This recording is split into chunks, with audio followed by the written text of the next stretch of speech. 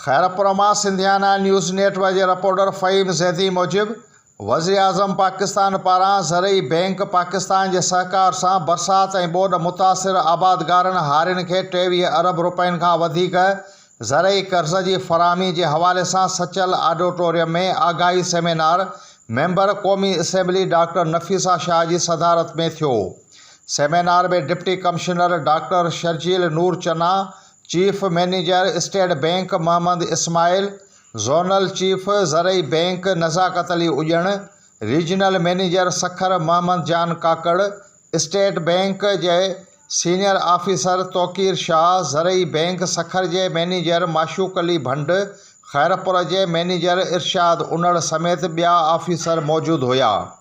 Seminar में ज़िले खैरपुर के समूरन आबादगारनि हारियुनि ऐं ॿियनि लाॻापियल माण्हुनि वॾे अंग में शिरकत कई।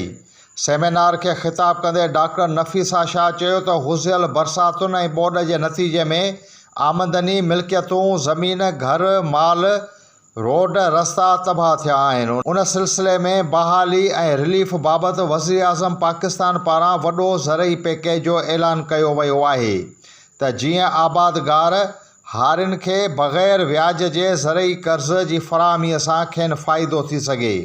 हिन चयो त सिंध हुकूमत पारां आबादगारनि लाइ मुख़्तलिफ़ पैकेजिस जो ऐलान किया आहे।